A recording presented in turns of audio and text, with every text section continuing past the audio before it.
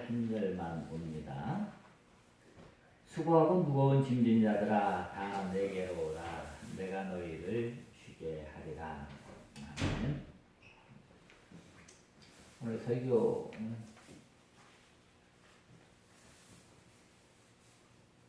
작심하고 쉬운 설교를 하려고 지난 일주일 동안 뭔 설교를 해야 참 쉬운 설교를 하지 하고 고민을 하고 그랬습니다. 지난주에 도서관 가서 왜 칸트인가라는 책을 빌려다가 칸트 책 보다가 또 다른 책도 보다가 이 책을 보면 또 책 얘기를 하고 싶어져요. 그래서 책 얘기를 할까 하다가 또 책 얘기를 하면 또 길어질 것 같아. 그럼 뭐 할까 하다가 어제 장작패다가 생각나서 오늘 설교 제목을 장작패기로 해서 오늘 설교는 신경 쓰면서 듣지 마시고요. 그냥 편안하게 들으시면 됩니다. 이제 살아 살면 1년 중에 제일 바쁘고 힘든 게 이 겨울 준비하는 겁니다. 저희 교회만 해도 10월 중순부터 4월 말까지 대략 한 6개월 정도 난로를 펴요. 그러다 보니까 겨울 준비 중에서도 이 나무 준비하는 게 이게 제일 힘든 일입니다. 올해도 나무를 주문을 했어요. 9월 달에 주문을 했는데 10월 15일 날 가져온다고 그러더라고요. 그래서 그런가 보다 했는데 10월 1일 날 전화를 했어요. 전화가 왔어요. 좀 일찍 갖고 와도 되냐고 그래서 일찍 갖고 오면 춥기 전에 나무 정리하니까 좋죠. 갖고 오세요. 그랬더니 나무를 좀 굵은 걸 갖고 가도 돼요. 그러더라고요. 그래서 뭐 겨울에는 뭐 할 일이 뭐 있겠어요. 그냥 장작이나 패지 뭐. 갖고 오세요. 운동삼아 장작이나 패게 그랬더니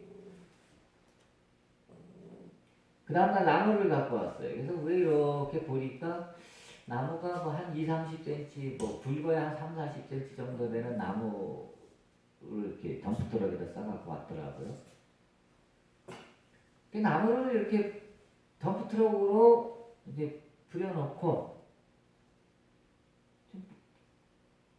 10톤만 갖고 오라 했더니 11톤 250인가 270인가 뭐 그렇게 많이 갖고 왔어요. 이게 나무는 이게 무게에 따라 돈을 내는 거라서 11톤 값을 줬죠.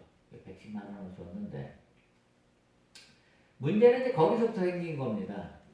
이제 처음에 이제 엔진톱을 준비하고 날도 새로 사고 엔진 오일, 머신 오일도 사고 휘발유도 사고 해서 이제 엔진톱으로 작업을 하는데 처음에는 할만했어요. 그런데 그 속으로 들어갈수록 나무가 점점 굵어지는데 나중에 보니까 나무가 아름드려. 엔진톱으로 한 번에 썰 수 없어. 이쪽 자르고 저쪽 잘라야 돼.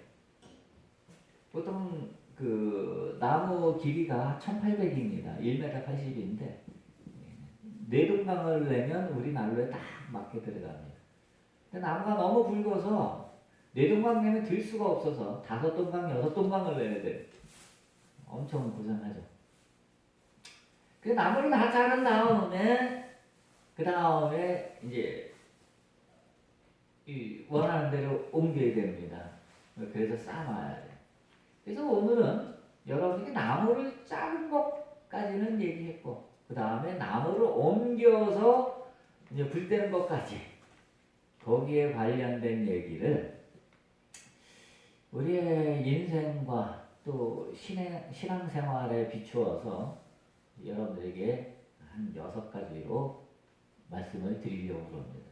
이것은 순전히 제 경험에서 나온 얘기이기 때문에 이 얘기는 재밌습니다. 나무를 이렇게 잘라갖고 보통 리어카, 나무 날르는 리어카가 있는데 그 리어카에 보통 나무는 뭐 6, 7개, 굵은 건 6, 7개, 뭐 가는 건 한 12개, 13개, 뭐 이렇게 나무 토막을 싣고 나릅니다. 그래서 원하는 위치에다 이렇게 쌓아 놓는데, 이번에는 나무가 너무 굵어갖고요. 이게 거의 2동강밖에 실을 수가 없어요. 대여섯 동강을 냈는데도 불구하고 2동강밖에 실을 수가 없어. 그렇게 나무가 무거웠어. 그러면서 이제 생각을 했어요. 이 무거운 거 들 때는요, 이렇게 들으면 힘들어서 못 들읍니다. 그래서 무거운 것일수록 몸에 끌어당겨야 돼요. 몸에 딱 붙여서 몸의 중심에 가까우면 가까울수록 무거운 거 들을 수가 있습니다. 시멘트 한 40kg 되는 시멘트 한 포 무게를 제가 대충은 압니다. 그 정도는 가볍게 제가 들고 다니는데, 이거는 시멘트 한 포대 무게를 뭐 훨씬 초과했어요. 간신히 들어야 합니다. 어떻게 해야 되느냐? 어떻게 들으냐? 내 몸의 무게중심에 가깝게 붙이고 허리를 이용해서 들면 들립니다. 그렇게 해서 리어카에다 2개를 싣고 가서 내려놓습니다. 그리고 쌓아놓습니다. 어느 정도 무거우냐? 리어커 바퀴를 새로 샀는데, 좋은 거라고 해서 요즘 새로 나온 좋은 거 우레탄 바퀴를 샀는데, 이 우레탄 바퀴가 찢어졌어요. 우레탄 바퀴가 찢어질 정도로 그 정도로 이게 무거워요. 2토막을 싣고 다녔는데 그렇게. 그래서 무거운 것일수록 이렇게 내 몸의 중심에 딱 붙이면 들 수 있습니다. 너무 무거운 건 못 들겠지만 웬만한 건 다 자기 무게 중심에 붙이면 붙일수록 들 수 있다는 거예요. 저는 이걸 보면서 우리의 인생이나 신앙생활도 마찬가지다라고 생각을 해요. 여러분들이 신앙생활을 어떻게 생각하는지 모르겠지만 신앙생활의 기준이 뭐예요? 예수 그리스도란 말이에요. 기독교에서의 신앙생활은 뭐든지 우리 주님이 우리의 중심이라고요. 중심. 그렇다고 한다면 신앙생활은 뭐겠어요? 주님께 더 가까이 가는 게 신앙생활이죠. 그러므로 주님께, 우리의 인생의 중심이요 신앙의 중심이 주님께 더 가까이 가야 돼요. 항상 더 가까이. 근데 평소에는 가까이 가게 안 됩니다. 이렇게 가벼운 거는 뭐 이렇게도 들어요. 가까이 가게 안 돼요. 어떨 때 우리가 주님께 더 가까이 가게 되느냐? 무거운 거 들을 때. 우리들의 인생이 무거워질 때. 그럴 때 종종 있지 않습니까? 힘들고 어려울 때, 내 인생이 정말 무겁게 느껴질 때. 예전에 읽은 김남조 시인의 그 아버지라는 시가 있는데, 그 시에는 이런 얘기가 나와요. 아버지, 그 시가 굉장히 긴데, 제 중간에 그런, 지금도 기억나요. 대학 다닐 때 읽은 건데.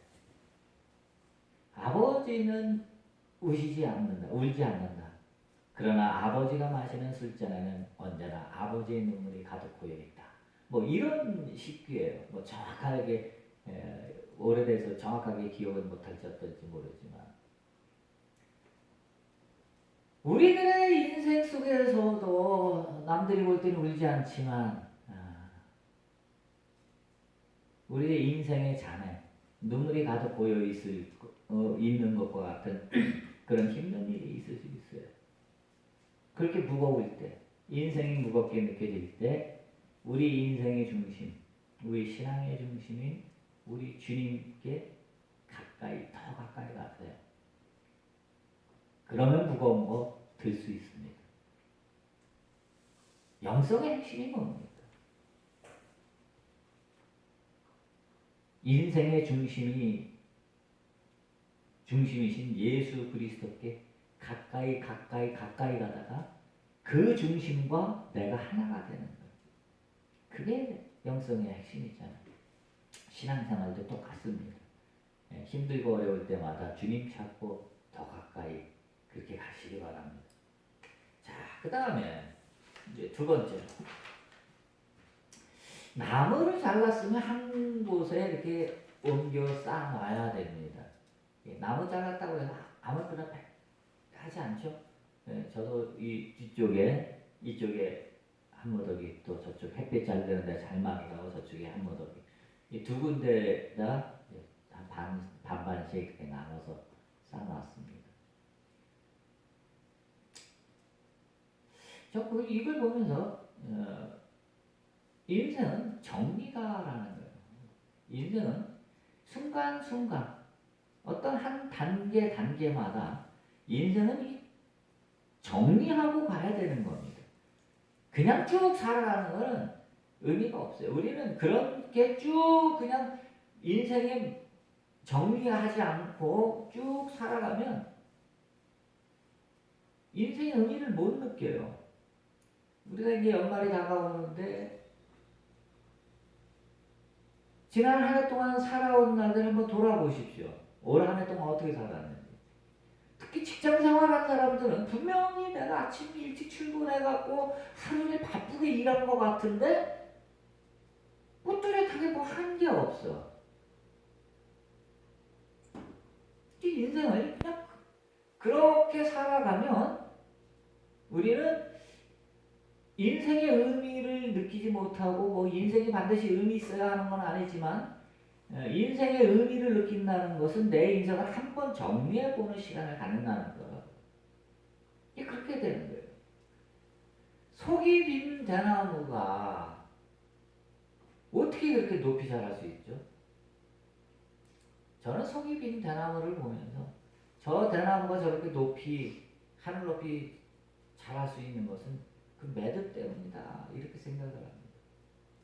한번 쭉 자라고 난 다음에 매듭을 짓고 또 쭉 자라고 매듭 짓고 그러다 보니까 쭉 자라는 겁니다. 높이 자라는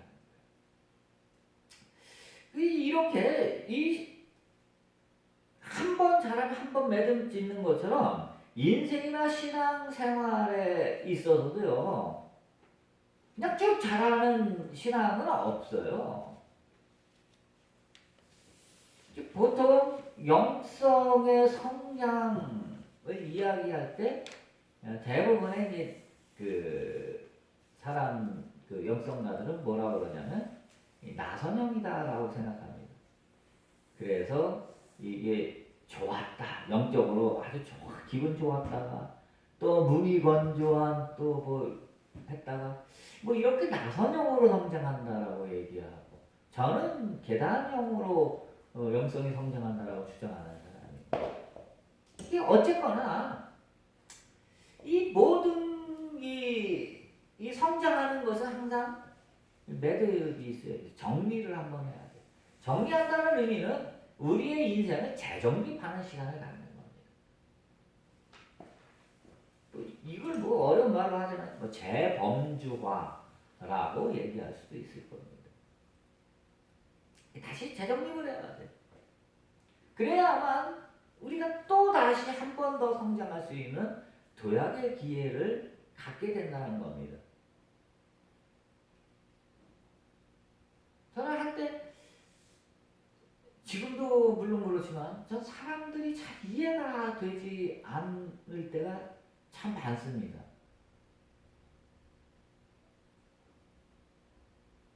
이해가 안 되는 것 중에 하나가, 내가 예수 그리스도를 위해서 목숨 바치겠다라고 하는 사람들이 예수 그리스도가 누구냐고 그러면 대답을 못해. 생각을 안 해봐. 예수님을 믿는다 그러면서 예수님이 누구인지에 대해서 그냥 교리적으로나 역사적으로만 알지, 예수님하고 정말 나하고 무슨 상관인지 한번 예수님 손 한번 잡아봤어. 목소리 한번 들어보기를 했어. 왜 생각 안 하는지 난 도저히 이해가 안 돼. 또 인생의 고민 때마다, 또 궁금할 때마다 왜 공부 안 하는지 난 도대체 이해가 안 돼요. 궁금하지도 않아. 왜 책을 안 보는지 난 참 이해가 안 돼. 서재에 있는 그 많은 책들 다 보물상에 갖다 주고 이제 책 한 2, 30권만 남겨놓고 다 깎아줘 놓고도 지난주에 또 책을 3권을 샀어. 그래서 책이 왔어. 그때 배달 온 책을 보면서 내가 지금 뭐 하는 짓이지? 이게 공부 안 하고 이제 책 안 보겠다고 그 많은 책들 다 공부상에 줘버리고 또 책을 사? 내가 또 짠 곳이 있었구나. 이게 습관이 돼서 그렇지. 궁금하니까 한번 이렇게 또 본 건데 이런 거. 그래서 우리가 이제 이렇게 정리해야 된다라는 말을 이렇게 생각하시면 됩니다. 우리가 현재를 살아가는 것은요, 뭘 바탕으로 해서 살아가요? 과거의 경험을 통해서 살아갑니다. 과거의 경험을 바탕으로 해서 현재를 살아가요. 그래서 내가 현재 살아가는데 불만이 없는 사람들, 그런 사람들은 어제와 그냥 똑같이 살아가는 거. 어제나 오늘이나 다를 게 없는 사람들. 참 이상한, 내가 볼 때 이상한 사람들이라고 생각하는 그런 사람들은 어제와 오늘이 다르지 않아. 과거와 현재가 다르지 않아. 다르지 않은 것에 대해서 전혀 궁금해하지 않아. 참 이상한 사람들이죠. 그렇게 살아가는 거예요. 그럼 너 왜 사냐? 이게 사람 사는 거지 뭐 이렇게 얘기하고 말잖아요. 어떻게 자신의 삶의 인생이 뭐 어떻게 그렇게 무책임할 수 있냐? 인생이 이런 거지 뭐 그러고 말이잖아. 참 이상한 사람들이죠.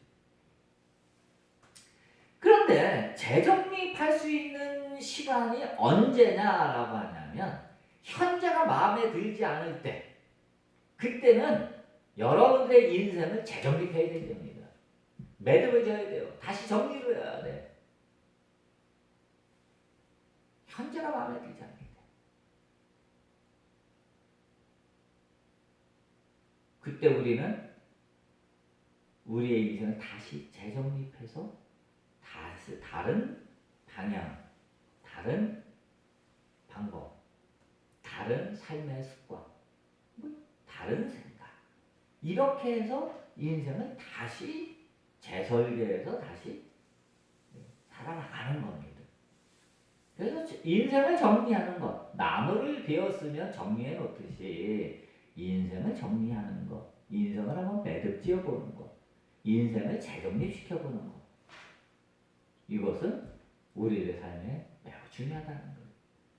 기껏해야 직업 바꾸고, 기껏해야 간판 바꾸고, 이런 거 말고 정말로 인생을 재정립함으로 인해서 새로운 삶을 한번 살아보는 그런 우리가 되어야 될 겁니다. 자, 그 다음에 이제 세 번째로 이제 쌓아놨으면 이제 장작을 패야죠. 장작을 패는데 이걸 자르고 나서 한 주 정도 시간이 뒀다가 그 다음에 이제 장작을 패기 시작하는데, 나무가 마르면 나무에 이렇게 결이 생겨요. 이렇게 틈이 벌어집니다. 그런데 이게 자른 지 얼마 안 돼서 마르질 않아갖고 이 틈이 안 생겼어. 나무가 갈라져야 되는데, 갈라지면서 속이 갈라지면서 틈이 생겨야 되는데 이게 보이질 않아.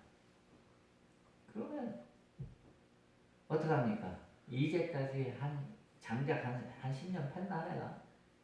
장작 팬 그 노하우를 가지고 나뭇결을 유심히 보면 그게 이렇게 갈라질 틈의 흔적들이 보입니다. 한 일주일 지나면 틈이 보여요. 흔적들이 여기가 벌어지겠구나라는 게 보여요. 그러면 그걸 놓고 도끼를 들어서 내려칩니다. 근데 결을 잘못 찾았다. 그러면 도끼가 퉁 하고 튑니다. 안 잘라져요. 근데 결을 제대로 찾았다. 그러면 그거를 보고 딱 내려치면 나무가 쫙 갈라져요.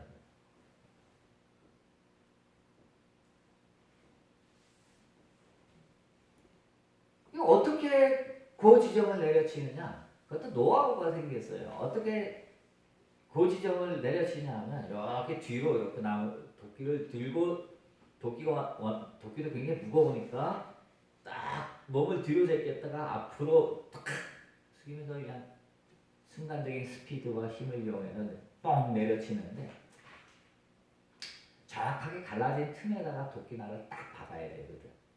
어떻게 하느냐? 아무 생각하지 말고 내가 내려쳐야 될 지점만 바라보면 됩니다. 신기하게도 이렇게 내가 여기다 도끼질을 해야겠다라고 생각하고 거기만 쳐다보고 아무 생각 없이 거기만 쳐다보고 도끼를 휘두르면 거기 가서 맞아요. 제 경험에 의하면 이 1cm 차이도 안 나요. 오차가 1cm 미만입니다. 보통 5mm 아니면 정확하게 그 지점에 들어요. 딱 쳐다봐. 이렇게 하면 장작이 잘 펴집니다. 그 얘기 뭐예요? 결대로 패야 되는 거예요. 결대로. 이거는 인생을 순리대로 살라는 거예요. 순리대로. 순리대로 하지 않으면 도끼날이 튀어. 토막이 나질 않아. 여러분들도 여러분들의 인생에 결이 있을 겁니다. 여러분들을 향한 하나님의 뜻이 있어요.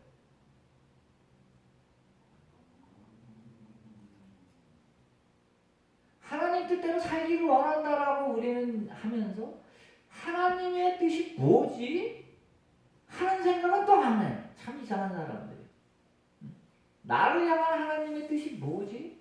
이런 고민 한번 안 하고 이런 생각 안 하고 그저 교회에서 앵무새 가르쳐준 대로 앵무새처럼 뭐라고 떠들어? 하나님의 뜻이 뭐야? 땅끝까지 선교하는 거 아니에요. 뒤들고 나가서 물티슈 나눠줘가면서 복음 증거하는 게 하나님의 뜻이라고. 지상 최대 명령이라고.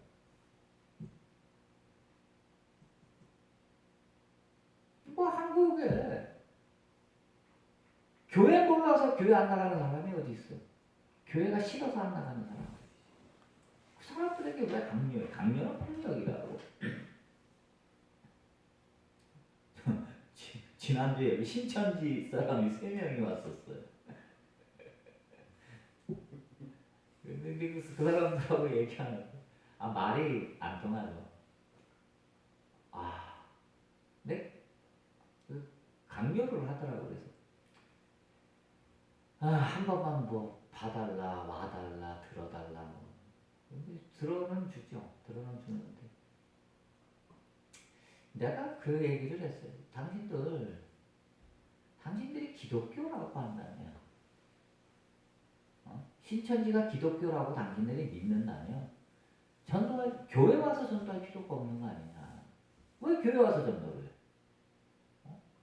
같은 기독교인인데. 아니 감리교인이 장로교 교회 가서 전도하는 정신 나간 감리교인 봤어?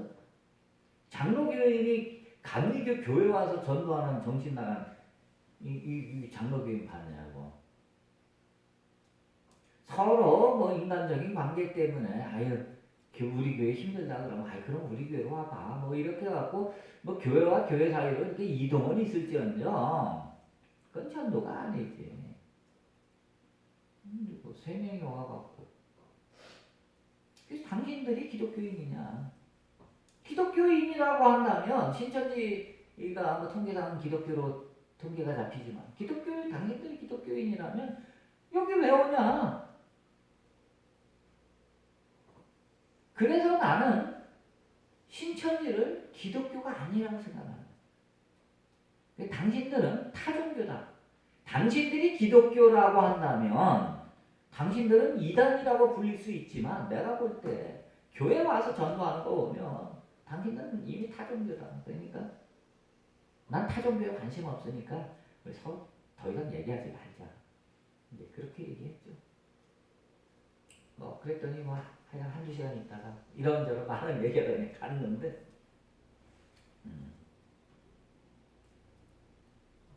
문 얘기하다 또 신천지 얘기 나왔어. 어쨌든 그런 거예요. 우리의 인생을 여러분 자꾸 이렇게 그 하나님에 대해서 고민하지 않는다. 하나님의 뜻이 무엇인지 이런 거에 대해서 고민하지 않는다라는 얘기 하다가 이제 여기까지 빠졌는데, 하나님의 뜻이 진짜 나를 향한 하나님의 뜻이 뭔지 한번 물어보기나 했어요. 왜 거기에 대해서 궁금해하지 않는지 모르겠어요. 참 이상한 사람들이죠. 하나님 믿는다 그러면 그러다가 이제 전도 얘기하다가 이 얘기로 빠졌죠. 진짜. 자, 그래요. 생각해보세요. 그래갖고 정말로 여러분들을 향한 하나님의 뜻이 무엇인지 깊이 묵상하고 하나님의 뜻대로 여러분들이 살아가는 것, 그게 바로 나뭇결대로 장작하는 것, 순리대로 살아가는 것, 그겁니다. 그것 아니면 다 내 뜻으로 살아가는 거예요. 거기다 하나님의 뜻 뭐 이렇게 운운하지 말아요. 내 맘대로 그렇게 살아가는 거지. 뭐 거기다 하나님 액세서리를 하나 껴놓는 거지. 그러지 말라. 괜히 하나님 앞에서 고집 피우지 말라. 정말 여러분이 하나님을 믿는다면 하나님에 대해서 깊이 묵상도 하고 하나님의 뜻이 무엇인지 어떤 나와의 하나님과의 관계에 대한 깊은 고민이 있어야 된다는 거예요. 근데 재밌는 거 하나 더 빼놨네. 나무 쪼개는 데 있어서 결이 보이지 않을 때 어떻게 하는 줄 아세요? 앞만 봐도 결이 안 보여. 그러면 한가운데를요 도끼로 그냥 냅다 내려칩니다. 그냥 도끼 날이 튀든 어떡하든 아이가 냅다 내렸어요. 그럼 나무에 충격을 팍 가하면 신기하게도 나무에 금이 가요. 결이 생깁니다. 틈이 생깁니다. 그러면 그 틈에다가 그 틈을 겨냥해서 장작을 패게 되는 겁니다. 아마도 여러분들의 삶, 여러분들의 인생에 있어서 그런 여러분들의 인생에 있어서 그런 큰 충격이 한번 있을 수도 있어요. 그 큰 충격이 있을 때 하나님 나한테 왜 그래 이렇게 울고불고 하지 말고 그럴 때에 하나님의 뜻이 무엇인지를 한번 생각해요. 그러면 여러분들의 인생의 결, 그게 보인다. 여러분들을 향한 하나님의 뜻이 보입니다. 그러면 장작패기가 쉽듯이 여러분들의 인생이 쉬워지는 것. 자, 그 다음에 넷째로 장작을 팰 때 잘게 쪼갤수록 불이 잘 탑니다. 어느 정도 잘게 쪼갤수록 잘 타느냐? 하여간 잘게 쪼개면 잘 탑니다. 이거 말할 것도 없어. 성냥개피 생각해보세요. 그렇게 잘게 자르면 성냥개피는 그냥 불이 붙습니다. 이쑤시개 금방 붙어. 근데 문제는 뭐냐? 잘 쪼개면은 잘 타. 이쑤시개나 성냥개비는 연기도 안 나고 타. 얼마나 잘 타는데. 그런데 나무가 굵으면 굵을수록 불 붙이기도 힘들고 불이 붙어도 연기가 납니다. 여기 기가 막힌 생각이 딱 들어오는 거예요. 여러분들의 인생에 연기 날 때 있잖아요.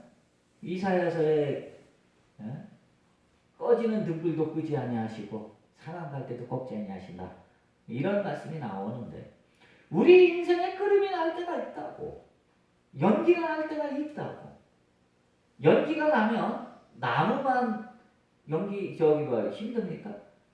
그 연기 냄새 맡는 사람 다 힘들어. 방 안에서 연기 피워봐. 방 안에 있는 사람 다 힘들어. 여러분들의 인생에 여러분들의 삶에 연기 한번 나봐요. 가족들이 다 힘들어. 그잖아. 여러분들 가족들마다 연기 피우는 자식들, 자식이 많으면 연기 피우는 자식들 다 있다고.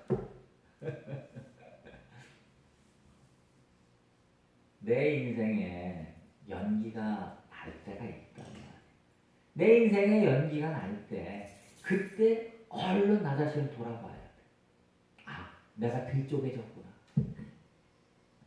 내가 좀 더 잘게 쪼개지면 연기가 안 나고 잘 탈 텐데 내가 쪼개지지 않아. 연기가 나는 거야. 이렇게 생각하는 거야. 그래서 이 신앙생활에서 내가 쪼개진다는 거 그 뜻이 뭐냐? 바울식의 표현을 말하자면 우리 육성이 죽는 거예요. 육이 죽는 거예요. 이생의 자랑, 뭐 안목의 정욕, 뭐 또 뭐예요? 육신의 정욕. 이와 같이 바울은 정욕이라는 표현을 썼는데 이 정욕이라는 말은 그냥 욕망이라는 뜻이에요. 욕망. 인간의 욕망을 쪼개야 되는 거예요. 쪼개면 잘게 쪼개면 쪼갤수록 나라고 하는 걸 잘게 쪼개면 쪼갤수록 나는 연기 안 나고 잘 타는 사람이 되는 거예요. 그래서 여러분들은 연기나 끊임없이 여러분들의 육성, 여러분들의 에고를 죽이고 잘 타는 사랑의 불꽃을 잘 일으키고 잘 타는 여러분들이 바랍니다. 자, 그 다음에 다섯째로 이 난로를 피다 보면 이제 타다가 남은 불타다가 마지막에 이제 남은 동강이 있어. 타다가 꺼진 동강이 있어요. 우리 가곡 여러분들이 아마 한국 사람이 참 좋아하는 가곡 중에 탈 대로 다 타시오 타다가 말긴 그대 마소 안 타고 남은 동강은 쓰일 곳이 없느니라. 뭐 이런 기가 막힌 시에다가 이제 곡을 붙인 아름다운 가곡이 있잖아요. 그래서 탈 대로 다 타기를 원하는데 실제로 인생에 타다 남은 동강이 생깁니다. 그런데 재밌는 건 저는 그 동강 타다 남은 동강은 쓰일 곳이 없다 그래갖고 버리는 게 아닙니다. 타다 남은 동강은요 그 다음날 불 필 때 불쏘시개로 쓰면 아주 좋습니다. 거긴 숯이 붙어 있어갖고 이 불이 잘 붙어. 정말 잘 붙어. 타다 남은 동강은 불이 잘 붙어.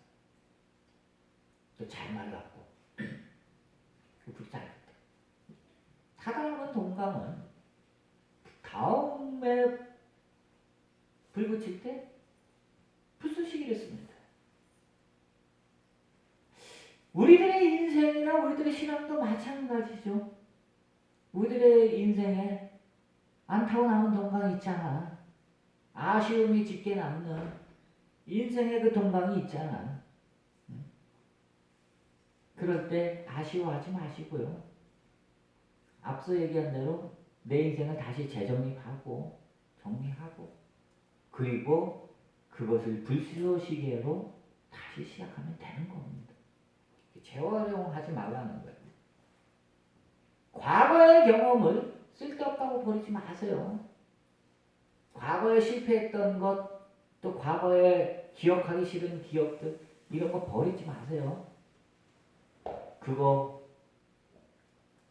그거가 바로 오늘의 여러분들을 만들었고 그것을 바탕으로 해서 새로운 미래가 열릴 수 있는 거예요. 과거의 실패나 과거의 쓰라림이나 버리지 말고 불쏘시개로 써서 새로운 길을 찾아가야 돼요. 자, 그 다음 마지막으로 다 타고 남은 죄는 버려라. 다 타고 남은 죄는 버려라. 죄는 더 이상 타지 않는 게 죄입니다. 우리가 우리의 삶에 있어서 모든 걸 다 태우고 다 버렸다라고 생각했는데도 그래도 남는 게 있어요. 나무가 아무리 다 깨끗이 다 탄 것 같아도 죄는 남습니다. 그럴 때 우리 죄는 과감하게 버려야 됩니다. 저는 어제 날로 재청소했어요. 다 버렸어요. 안 탄 거 다 버렸어요. 그리고 남은 동강은 남겨놨다가 오늘 불필 때 불쏘시개로 썼습니다. 쟤는 버려. 우리들이 특히 이건 영성에 속한 것이기도 한데요. 우리의 인생의 마지막 남은 앙금이 뭐겠습니까? 다 태울 줄 알았는데 마지막 남은 앙금이 뭘까요? 마지막 남은 미련, 안타까움, 뭐 이런 거, 그런 것들이 남을 텐데. 그래서 사람들은 종종 다시 옛날로 간다면 이렇지는 않을 거다, 이렇게 살지는 않을 거다, 뭐 이런 뭐 얘기를 하기도 합니다만은 이걸 생각하시면 돼요. 여러분들이 천국에 갈 때는요 아무것도 가지고 가지 않습니다. 영구차 뒤에 이사진차 따라가는 건 없어요. 또 뭐 이건희 회장이 그랬다 그러죠. 수의에는 주머니가 없다. 없어요. 맞는 게 없어요. 여러분들에게 있는 마지막 이 남은 거 이거 두고 있으면 이게 언젠간 다시 폭발합니다. 다 잊은 줄 알았는데 그게 어느 순간 다시 올라와. 다 용서한 줄 알았는데 그 마지막 죄를 안 버렸으면 다시 올라와. 다시 폭발. 그러니까 마지막에 남은 죄는 깨끗이 버리십시오. 이거를 가리켜 놓아버림, 내려놓은 그렇게 얘기하는 거예요. 그 마지막 족쇄, 에고의 잔재까지 다 버림으로 인해서 우리의 인생이, 우리의 신앙이 이제 마무리가 되는 겁니다. 아무쪼록 오늘은 여러분들에게 정말 쉬운 설교하려고 무진장 애쓰고 준비해갖고 나무 패는 얘기를 했습니다. 아무쪼록 여러분들의 삶 속에 나무 패는 것 같은 그런 삶의 연속인데 최종적으로 잘 정리하고 마지막 다 내려놓고 그리고 천국 가는 여러분 되시기 바랍니다. 기도합시다. 사랑해 주님, 우리들의 삶을 이 장작되는 것을 통해서 한번 돌아봤습니다. 우리들의 삶에 우리가 이상한 사람처럼 살지 말게 하시고, 그죠? 순리대로 다 타고 잘게 쪼개져서 완전히 연기나지 않게 잘 타고, 그리고 마지막 남은 그것 다 버리고 천국 가는 하나님 나라에 들어가는 우리 모두가 되게 하여 주옵소서. 예수님의 이름으로 기도했습니다.